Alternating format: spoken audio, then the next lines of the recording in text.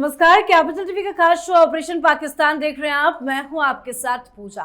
Middle east में जारी जंग के बीच वो पाकिस्तान जो कल तक आग में घी डालने की कोशिश कर रहा था, युद्ध में एंट्री लेने का दबाव झेल रहा था, वो आज अचानक शांति का दूत बनकर सामने आ गया है। लेकिन सवाल यह है कि यह बदलाव असली है या फिर एक और कूटनीतिक चाल। जी हां, दरअसल खबर यह है कि आसिम मुनीर ने सीधे डोनाल्ड ट्रंप से बातचीत की है, तो दूसरी तरफ प्रधानमंत्री शहबाज शरीफ ने ईरान के राष्ट्रपति से संपर्क साधा है और ब्रिटिश और अमेरिकी मीडिया ने दावा किया है कि पाकिस्तान ईरान इजराइल अमेरिका युद्ध में मीडिएट बनना चाहता है। दावा तो यह भी किया जा रहा है कि इस्लामाबाद में अमेरिका ईरान की आमने सामने बैठक हो सकती है, जिसमें अमेरिकी प्रतिनिधिमंडल का नेतृत्व जेडी वेंस कर सकते हैं। हालांकि इस बात की आधिकारिक पुष्टि ना तो अमेरिका की तरफ से हुई है और ना ही ईरान की तरफ से। पर सवाल यह है कि आखिर क्या यह शांति की कोशिश है या फिर खुद को बचाने का नया ड्रामा। तो जंग के बीच पाकिस्तान किस मुसीबत में है, आज इसे समझेंगे। चर्चा के लिए मेरे साथ स्टूडियो में मौजूद हैं कैपिटल टीवी के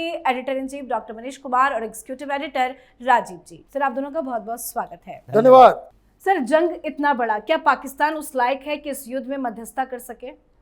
देखिए, एक कहावत मैं बार बार कहता हूं कि कोई आकर के कह दे भाई कौवा कान लेकर के भाग गया, और सारी दुनिया जो है वो कौवा के पीछे भाग गई। भाई कान देखो, कान इंटैक्ट है, कान यहीं पे है, पीछे पीछे मत भागो। कौन सा निगोशिएशन, कौन सी मध्यस्थता? ईरान तो कह रहा है किसी से कोई बात ही नहीं हुई है, तो किस चीज की बात हो रही है भैया? मुझे समझ में नहीं आ रहा कि ये बहुत सारे लोग जो है इसमें डिस्कशन कर रहे हैं, जेडी वेंस आएंगे, इजराइल ईरान की भी बातचीत होगी। मुझे तो कहीं किसी भी जो ये न्यूज चला रहे हैं फर्जी, उसमें कहीं इजराइल का नाम नहीं दिख रहा। टेबल पे इजराइल नहीं, ईरान बातचीत को इनकार भी कर रहा है, तो निगोशिएशन कर कौन रहा है? डोनाल्ड ट्रंप और मुनीर बैठ के कर रहे हैं। मतलब मुझे कुछ समझाए। डोनाल्ड ट्रंप ने कह दिया 5 दिन के लिए सीज फायर, नो अटैक। आज भी यूएई के ऊपर हमला हुआ, आज भी सऊदी अरब के ऊपर हमला हुआ, आज भी इजराइल ने इनके पेट्रोल डिपो को जो है उड़ाया। किस चीज की शांति, कौन सा निगोशिएशन, और कौन में मीडिएटर आ गया भाई? यहां पैदा हो गया कि जहां युद्ध चल रहा है और ये सारी चीजें हैं। तो ईरान, देखिए मैं बार बार कह रहा हूं, डोनाल्ड ट्रंप को पहली बार ऐसा दुश्मन मिला है जो अमेरिका वाले से ज्यादा आईक्यू रखता है। आप बता दीजिए भाई, कोई नाम बता रहा है? इतने बड़े बड़े खोजी पत्रकार पैदा हो गए कि भाई ईरान में किससे तुमने बातचीत की? और हर जगह खबर क्या छप रही है? वो मुनीर निगोशिएट कर, वो हेड ऑफ द स्टेट है या मार्शल लॉ लागू हो गया?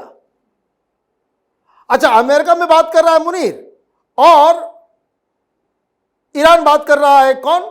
शरीफ। तो आपको क्या ये खबर फर्जी लग रही है, अफवाह? देखिए, मैं ये कह रहा हूं, अलग कहानी। ये डोनाल्ड ट्रंप ने उसको बीच में फंसा दिया। ये अमेरिकी जहाज इस्लामाबाद उतरा नहीं, धू धू करके जल पड़ेगा पूरा पाकिस्तान कि आप यहां पे अमेरिका की तरफ से यहां पे चौधरी बन गए, अमेरिका की जी हुजूरी कर रहे हो। आप उस माइंडसेट को समझिए कि जिस चीज को लेकर के विरोध हो रहा है। यहां तो वो कह रहे हैं डोनाल्ड ट्रंप कि भाई ऐसा है कि we are having very good talk, we are going to have a good deal, है ना, लंबा बढ़िया डील लेंगे। और डील क्या है? वो सेकंड सेंटेंस में कह रहा है कि they have agreed they will have no nuclear weapon.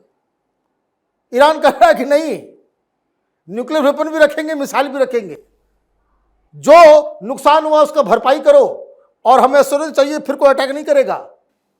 तो ये कहां से क्या हो रहा है? तो मुझे ये जो लग रहा है कि ये पाकिस्तान जो अभी ये दबाव, बेसिकली क्या है? दबाव है, डोनाल्ड ट्रंप का दबाव है कि आदर ये मामला को ठीक करो, नहीं तो फिर आर्मी भेजो। 5 दिन का टाइम दे रहे हैं। It is not a negotiation, it is an ultimatum to Pakistan कि तुम अगर ठीक कर सकते हो तो बातचीत कर लो, ऑप्शंस देख लो, नहीं तो 5 दिन के बाद जब हम ठोकेंगे तो फिर तुमको जो है तुम्हारे ही जगह का, तुम्हारे ही जमीन का, तुम्हारे ही सेना का हम इस्तेमाल करेंगे। This is the real story. तो क्या ये प्रेशर पॉलिटिक्स चल रही है कि पाकिस्तान को मीडिएट करना होगा? सच्चाई क्या समझ में आ रही है? देखिए, अगर पाकिस्तान मीडिएट करता है, मान लेते हैं पाकिस्तान अगर मीडिएट करने के लिए पहुंचा, तो क्या ईरान का भरोसा पाकिस्तान के ऊपर है? क्या ईरान का भरोसा अमेरिका के ऊपर है? ये दोनों ऐसे देश हैं पूरी दुनिया में जिसके ऊपर कोई भी तीसरा देश भरोसा कर ही नहीं सकता। और अगर पाकिस्तान में, इस्लामाबाद में नेगोशिएशन टेबल पर ये लोग बैठते हैं और ईरान अपना कोई रिप्रेजेंटेटिव भेजता है, कोई ऐसा रिप्रेजेंटेटिव तो नहीं भेजेगा, वहां के राष्ट्रपति आए, उपराष्ट्रपति आए, वहां का कोई बड़ा लीडर आए, यही सब आ सकता है। अगर वो नेगोशिएशन टेबल पर बैठा हो और अमेरिका वहीं से उसे उठाकर ले जाए, ग्राउंड फोर्स भेज दे, तो फिर पाकिस्तान की औकात है कि अमेरिका के सामने उस लीडर को बचा सके। तो ये ईरान भी समझता है इस बात को कि नहीं, पाकिस्तान अगर मीडिएट करने के लिए पहुंचा, मीडिएटर कौन होता है? जो ज्यादा पावरफुल होता है। अगर दो बड़े देशों के बीच मीडिएट कर रहे हैं तो तीसरा देश जो मीडिएट कर रहा है वो संदेशवाहक होगा या फिर पावरफुल होगा। अगर पावरफुल है तो उसके ऊपर सबका भरोसा है कि नहीं, ये हमें बचा कर ले जाएगा। अगर अमेरिका और ईरान के बीच मीडिएटर की भूमिका में पाकिस्तान होता है और शर्तें दोनों तरफ से रखी जाती है, कल उन शर्तों का उल्लंघन अमेरिका करेगा तो क्या पाकिस्तान उसमें बीच में आएगा? क्या पाकिस्तान अमेरिका के खिलाफ कहेगा कि नहीं नहीं आपको ये नहीं करना चाहिए? तो इसलिए जो खुद ही अपनी समस्याओं से जूझ रहा है वो मीडिएशन करने के लिए नहीं जा सकता। ये मीडिएटर नहीं कर सकते। हाँ, ये कह सकते हैं कि ये मैसेंजर बन सकता है। अगर मैसेज पहुंचाना है तो ईरान मैसेंजर बना सकता है पाकिस्तान को, अमेरिका मैसेंजर बना सकता है पाकिस्तान को ईरान के लिए, और वही मैसेज का खेल चल रहा है। भारत और पाकिस्तान के बीच भी संघर्ष हुआ और उस समय डोनाल्ड ट्रंप कह रहा है मैंने वार रुकवा दी, मैंने मोदी से वार रुकवा दी, न्यूक्लियर वार होने वाला था, लेकिन उस समय भी मैसेज देने का काम दूसरे देशों ने किया। सऊदी अरब के भी क्राउन प्रिंस ने फोन किया था और वो भी कहा कि पाकिस्तान सरेंडर करने को तैयार है, हम तैयार कर लेंगे। पाकिस्तान ये मान रहा है कि नहीं, इस संघर्ष को आगे नहीं बढ़ाना है। वो मीडिएटर नहीं था, वो मैसेंजर था कि पाकिस्तान ये चाहता है भारत का रुख क्या हो सकता है। भारत सरकार की तरफ से कहा गया आर्मी का लाइन देखो, अगर सेना टू सेना बात हो, पाकिस्तान का आर्मी चीफ पाकिस्तान के आर्मी के तरफ से कहा जाए कि नहीं अब हम आगे हमला नहीं करेंगे, तो भारत की सेना समझ लेगी कि वो क्या करने वाला है। तो ये मैसेंजर की भूमिका में निभा रहा है और उसी को कहा जा रहा है कि मीडिएट करने की कोशिश करेगा, नेगोशिएशन होगी, और अगर नहीं होगा तो फिर क्या होगा? पाकिस्तान उस दलदल में फंसा हुआ है कि अगर ये युद्ध लंबा खींच गया तो इसका मतलब कि हमारा ही विनाश होगा। ये पाकिस्तान की चिंता मुनीर भी नहीं कर रहा, शहबाज शरीफ भी नहीं कर रहा। वहां तो सिया ने बोल दिया कि हम किसके तरफ हैं ये डिसाइड हम कर लेंगे, लेकिन तुम किसके तरफ हो ये पहले डिसाइड करो कि तुम अमेरिका इजराइल की तरफ हो या इस्लामिक स्टेट्स की तरफ हो, इस्लामिक दुनिया की तरफ हो। इसलिए ये लोग अपनी कुर्सी अपने तरीके बचा रहे हैं, पाकिस्तान से मतलब नहीं है। पाकिस्तान दलदल में है, आगे भी रहेगा, वैसे ही बर्बाद होता रहेगा। तो इस पूरे खेल में अभी जिस तरीके से पाकिस्तान फंसा है, जैसा कि डॉक्टर साहब ने कहा कि पाकिस्तान को पूरे युद्ध में फंसाने की कोशिश डोनाल्ड ट्रंप ने की है, वो उसका एजेंडा पूरा हो गया। अमेरिका देख रहा है कि हम पूरी तरह से इसमें अकेले इन्वॉल्व रहे। इन इस्लामिक स्टेट्स में सबसे मजबूत अगर आर्मी पाकिस्तान कहता है हमारे पास है, तो पाकिस्तान को इन्वॉल्व होना चाहिए। और इसी इन्वॉल्वमेंट के कारण अभी नेगोशिएशन की बात चल रही है। नेगोशिएशन फेल तुमने किया, अब अटैक करने की बात होगी तो पाकिस्तान की आर्मी का इस्तेमाल, एयरबेस का इस्तेमाल, उसके रास्ते का इस्तेमाल, और फिर जो बार बार प्लानिंग की जा रही है कि हम न्यूक्लियर वेपन बनाने के सारे संसाधन जब्त करेंगे, तो फिर यूरेनियम जब्त करने के लिए हवाई हमलों से काम नहीं चलेगा जब तक आपके पास ग्राउंड सपोर्ट ना हो। तो इस तरह से पाकिस्तान फंसा हुआ है।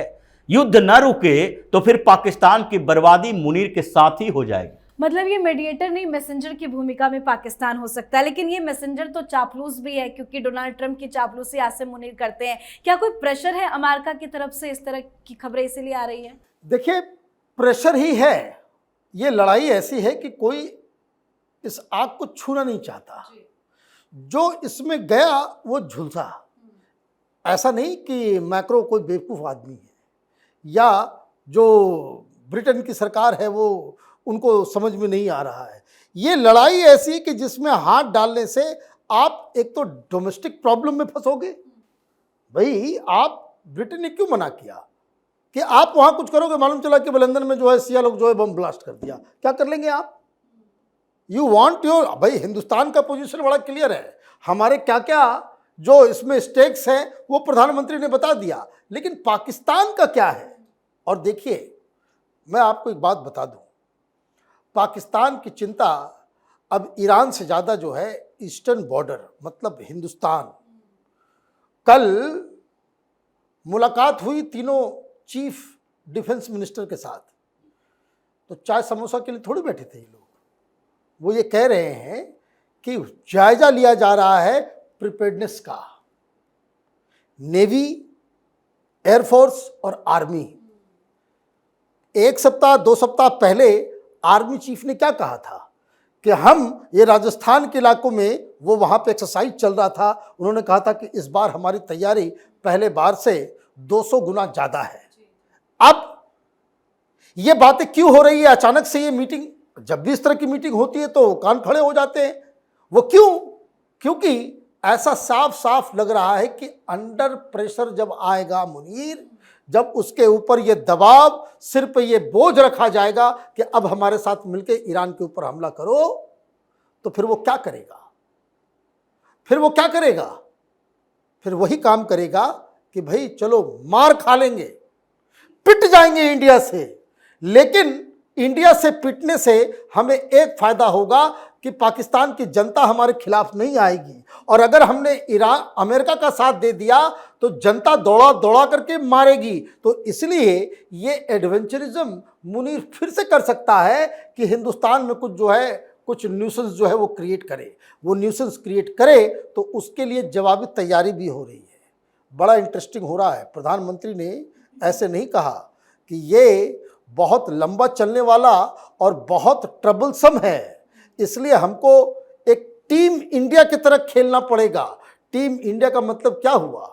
टीम इंडिया का मतलब ये हुआ कि हमको अपने दुश्मन को पहचानना और दुश्मन से सचेत रहते हुए दुश्मन पे हमला करने की तैयारी पूरी तरीके से कर लेनी चाहिए। तो क्या वाकई में भारत जो है वो पाकिस्तान के खिलाफ कोई बड़ी तैयारी कर रहा है? देखिए, भारत तो मौके की तलाश में ही है और इसलिए तैयारी तो चल ही रही है। जैसा राजनाथ सिंह ने बैठक लिया, उससे पहले प्रधानमंत्री मोदी ने सीसीएस की बैठक ली और उसमें ही संकेत दिया गया कि देखो पाकिस्तान जिस तरह से बौखलाहट में है, और भारत में अलग अलग जगहों पर आईबी को जो रिपोर्ट मिल रहे हैं, यहाँ कई जासूस पकड़े गए हैं, पेट्रोल पंप से लेकर अलग इलाकों में यहाँ के फुटेज भेजे जा रहे हैं। तो समस्याएं तो पाकिस्तान क्रिएट करने की कोशिश करेगा ताकि भारत और पाकिस्तान के संघर्ष हो जाए तो उसे अरब देशों के साथ या फिर ईरान के साथ संघर्ष में जाना ना पड़े।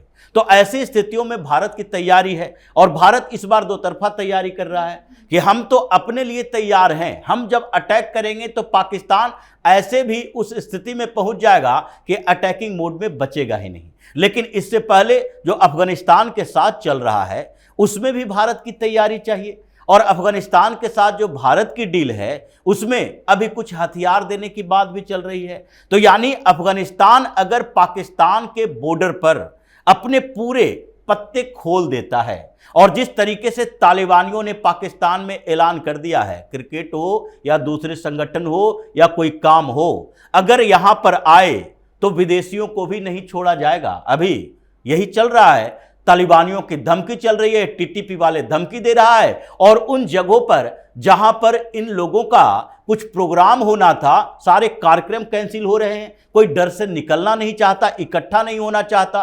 तो अगर अफगानिस्तान ने पाकिस्तान के खिलाफ जंग छेड़ी तो भारत फुल सपोर्ट करने के लिए तैयार है। तो अगर ईरान वार से बचोगे तो अफगानिस्तान में फंसोगे, और उधर से बच गए, भारत का फ्रंट खुला, तो उसके बाद तो पाकिस्तान की तबाही निश्चित है। बिल्कुल सर, बहुत बहुत धन्यवाद सर आप दोनों का। धन्यवाद। तो पाकिस्तानी सेना प्रमुख आसिम मुनीर ने अमेरिका के राष्ट्रपति डोनाल्ड ट्रंप से बात की है। रिपोर्ट में दावा किया गया है कि अगर आसिम मुनीर का प्रस्ताव दोनों पक्षों को स्वीकार हुआ तो इसी हफ्ते इस्लामाबाद में यह बैठक हो सकती है। पर सवाल वहीं खड़ा है कि क्या अमेरिका को पाकिस्तान पर भरोसा है, ईरान को पाकिस्तान पर भरोसा है और क्या पाकिस्तान इस लायक है।